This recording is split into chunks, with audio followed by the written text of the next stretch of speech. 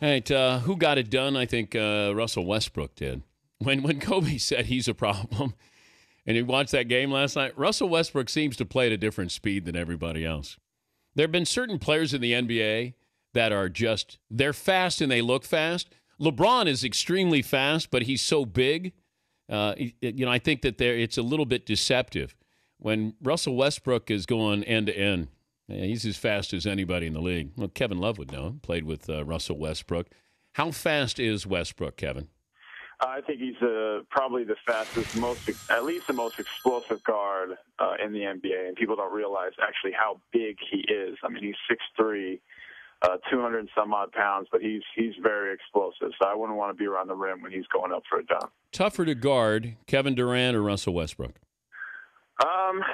It's tough to say. A lot of people got on Russell last year throughout the playoffs, throughout the end of the season when he put up a bunch of shots, but that team needs him to score, and he scores in so many different ways. With Kevin, it's the same thing. Kevin is a 6'11", giant wingspan, one of the biggest wingspans at his position, and he's essentially a 7-footer playing a small forward. So I'm going to have to go with the two-time reigning scoring champion, Kevin Durant.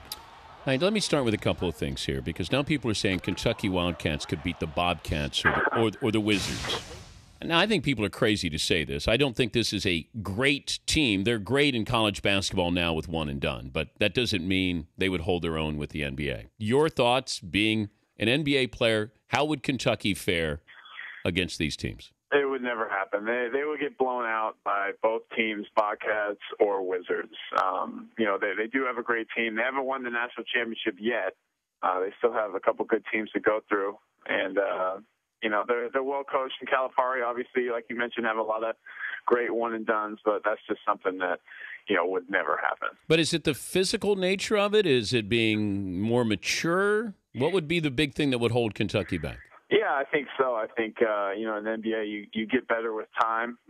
With your game, you figure things out and you get better with time. And, if you integrate in, the NBA rules, the 24-second shot clock, how physical it is night in and night out. It is basketball. Anything can happen on a given night, but I just would never, ever see that happen, see a college team beat a professional NBA team like that. We have a poll question today. Now, obviously, you're a big star and an all-star and making money. But if you won the mega lottery, $500 million, but if you won it, you had to quit playing professional basketball, could you do that? I wouldn't do it. I actually, it's funny. I was driving on the freeway last night and saw it was 500 and some odd, like you just said. So yeah. I think it was $540 million. Yeah. And, I kind of had that thought, go through my head, and no, I would not quit basketball. But, the thought that it went through my head kind of made me upset. So, would you buy a lottery ticket? Yeah, of course. But, if I won it, I think, people would be trying to have my head. So, I noticed, decent week by you this past week. You doing anything different with your game here? You being a ball hog? After my career high in shots attempted after 31 at the Bobcats. But were you tired after that? I mean, you take 31 shots. That's a lot. The first thing I'm icing down in the locker room is definitely my shoulder. But with guys like J.J. Barea out, Nikola Pekovic, Michael Beasley, those type of guys out, obviously we know Rookie's out as well. I have to put up a pretty decent volume of shots. So. But all we're in the rhythm of the offense, and it's, the quality over quantity, I guess. He's Kevin Love, Minnesota Timberwolves forward, joining us for the Dan Patrick Show. But it's one thing, and you hear this argument. I bring it up every time you're on because people keep saying, well, he puts up numbers because he's on a bad team. What does that mean to you, putting up numbers on a sub-500 team?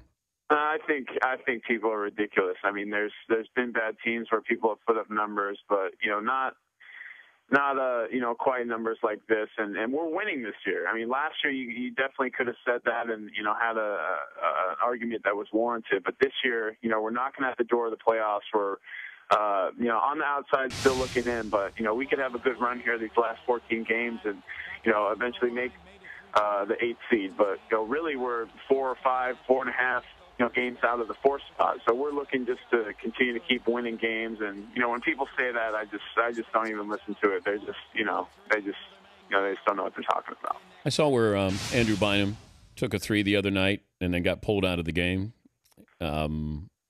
Did you? I mean, now's not the time to work on your 3-point game, I would think.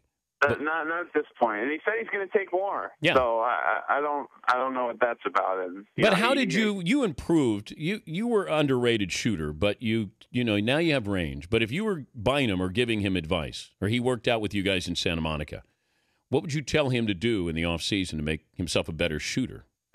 Not that he needs to hear it from me, but I tell his butt to stay close to the basket because that's where he makes his money. So I think you saw it last night. He had a double-double. I think he might have had a double-double in the first half. So, that's where he makes his money, and that's where I'd stay if I were him. 7-1 and that big, I'd stay in the paint. But so you would tell him not to work on his outside shooting, his 3-point shooting? People have been on Dwight about not expanding his game and, taking it out of, 5 to 7 feet. But, I think when you're that big and you're that strong, you have that big of an advantage against other post players, I would stay inside. Best team that you've seen so far in the West is who? Oklahoma City, without a question. I think, obviously you have the reigning champs in the Dallas Mavericks. You have, a team that's, older but still effective in San Antonio. You have the Lakers who were beaten last night, but, have those big fellas in there, and Gasol and Bynum, like we mentioned, always Kobe Bryant. So they're going to be scary come postseason play. But I think the best team in the West is Oklahoma City Thunder. How long do you keep the beard?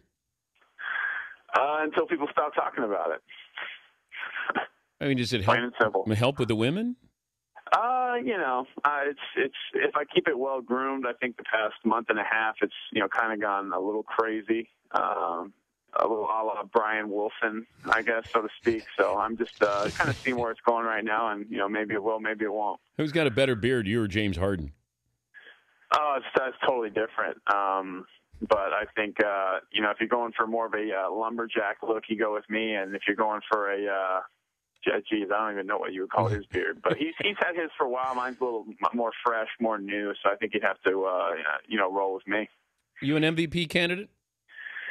I think if we make the playoffs, I think it's, a legitimate conversation to have. But as far as right now, it's really tough to say. I look at guys like, Kobe Bryant. I look at guys like LeBron James, and especially with what Kevin Durant's doing. We mentioned Oklahoma City Thunder. I think he's just taking his team above and beyond. And, obviously Russell Westbrook is playing great, James Harden, but he's got, Serge Ibaka and, Kendrick Perkins and players off the bench that are just playing great basketball. So I think you really have to start off that conversation with, Kevin. I got some hats from you. It says Team Ghost on it. So I wasn't sure what Team Ghost was. Yeah, it's a new video game. It's Ghost Recon Future Soldier. Everybody's into the video game, so it's something I have my teammates playing in the locker room, playing against them. So it's a good way to just like out there on the floor, go to battle with them. So it's fun. Does it get heated? It definitely gets heated. Whether it's FIFA soccer, whether it's 2K12 or Ghost Recon Future Soldier, we definitely get into it. And when's the new game come out? The new game is coming out at the end of this month, so it's here, it's ready to go. So go out and buy it. Well, congrats on the season so far. Good luck with the playoffs, and good to visit with you again. I appreciate it, Dan. All right, Kevin Love.